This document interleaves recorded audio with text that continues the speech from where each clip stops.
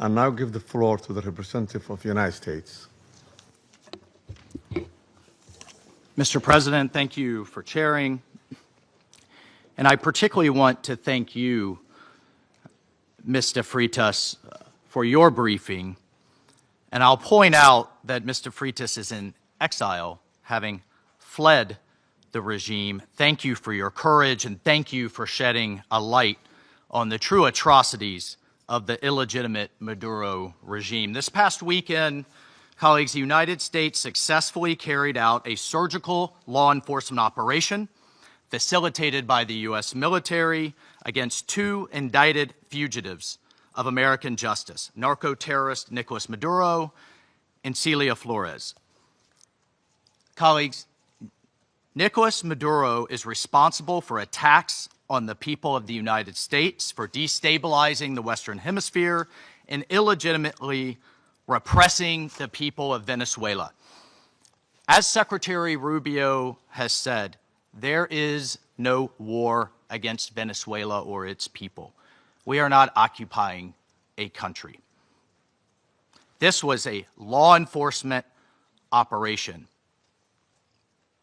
in furtherance of lawful indictments that have existed for decades. The United States arrested a narco trafficker who is now going to stand trial in the United States in accordance with the rule of law for the crimes he's committed against our people for 15 years. A similar action was taken in 1989 against Manuel Noriega. He was arrested, indicted, convicted in a court of law, served in prison in the United States and in Panama, and the Panamanian people, the American people, are safer for it.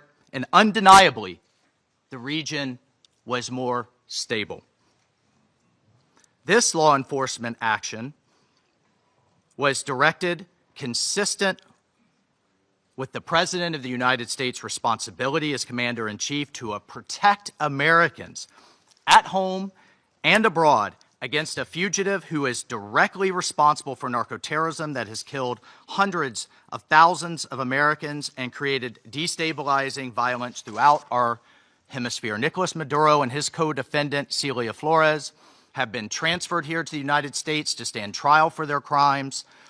Maduro was indicted by a grand jury in the Southern District of New York and faces very serious criminal charges for his involvement in a wide-ranging conspiracy to conduct narco-terrorism, to traffic cocaine and other drugs, and conducting international weapons trafficking. The overwhelming evidence of his crimes will be presented openly in U.S. court proceedings.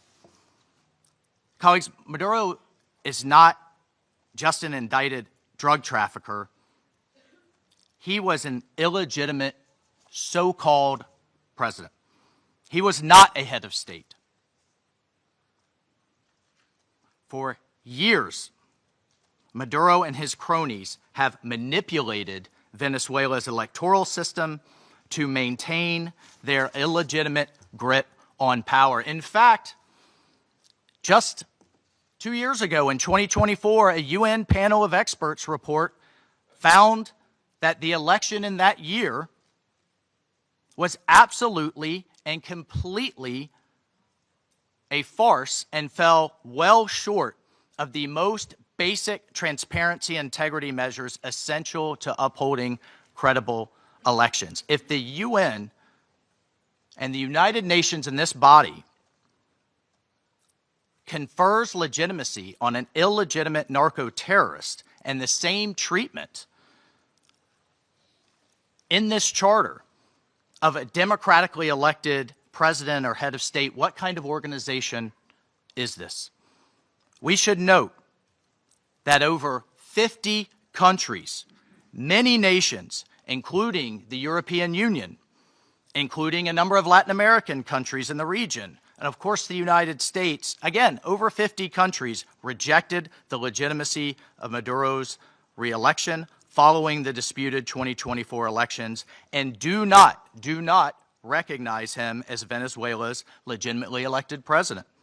Maduro unlawfully refused to peacefully cede power after the Venezuelan people voted him out of office in the 2024 election.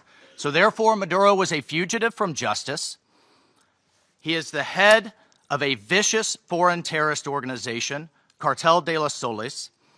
This regime-sponsored enterprise coordinates with and relies on other vicious criminal organizations, namely Tren de Aragua, again, among others, to carry out its objective of using illegal narcotics as a weapon against the United States. And for its part, Tren de Aragua is a designated foreign terrorist organization with thousands of members, many of whom have unlawfully infiltrated the United States and are conducting irregular warfare and undertaking hostile actions against the American people and against the United States. It's terrorizing criminals commit brutal crimes, including murders, kidnappings, extortions, and human, drug, and weapons trafficking.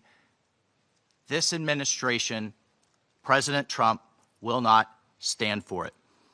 In fact, in March of 2025, President Trump declared that Tren de Aragua is quote, Tren de Aragua is undertaking hostile actions and conducting irregular warfare against the territory of the United States, both directly and at the direction, clandestine or otherwise, of the Maduro regime in Venezuela. Maduro and his cronies have partnered with some of the most violent and prolific drug traffickers and narco-terrorists in the world for decades, facilitating the flood of illegal drugs coming in the United States, estimated to be several hundred tons annually. He has become rich, incredibly wealthy, off the misery of untold numbers of Americans, Venezuelans, and others, aiding and abetting international terrorist organizations like Hezbollah, coordinating with corrupt Iranian officials, and other malign actors to influence not only the region, but to malignly influence the United States. In fact, in its own 2025 World Drug Report, the United Nations Office on Drugs and Crime identified Venezuela as a key trafficking route in the Western Hemisphere for illegal drugs, predominantly cocaine, entering the United States and increasingly Europe. As Secretary Rubio stated just yesterday, this is the Western Hemisphere. This is where we live. And we're not going to allow the Western Hemisphere to be used as a base of operation for our nation's adversaries and competitors and rivals of the United States. You can't turn Venezuela into the operating hub for Iran, for Hezbollah, for gangs, for Cuban intelligence agents, and other malign actors that control that country. You cannot continue to have the largest energy reserves in the world under the control of adversaries of the United States, under the control of illegitimate leaders, and not benefiting the people of Venezuela, and stolen by a handful of oligarchs inside of Venezuela.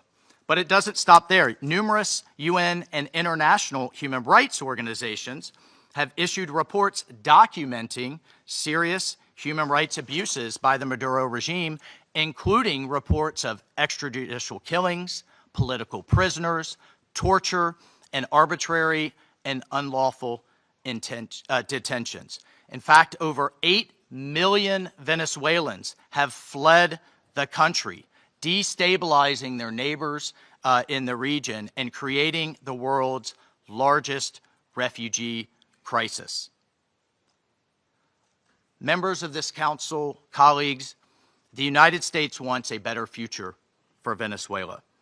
We believe a better future for the people of Venezuela and for the people of the region and the world is stabilizing the region and making the neighborhood that we live in a much better and safer place. And this is why millions of Venezuelans that have fled this brutal regime are celebrating and cheering around the world as this body pontificates, including Those celebrating are including in my home state of Florida, where hundreds of thousands of Venezuelans have fled this regime's brutality. I want to reiterate, President Trump gave diplomacy a chance. He offered Maduro multiple off-ramps. He tried to de-escalate. Maduro refused to take them. President Trump made it clear that the narco-terrorism must stop, and yet it continued.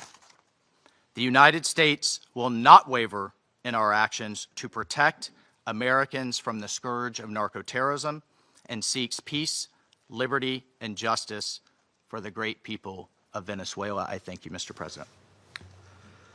I thank the representative of the United States and now give the floor to the representative of Panama. Gracias.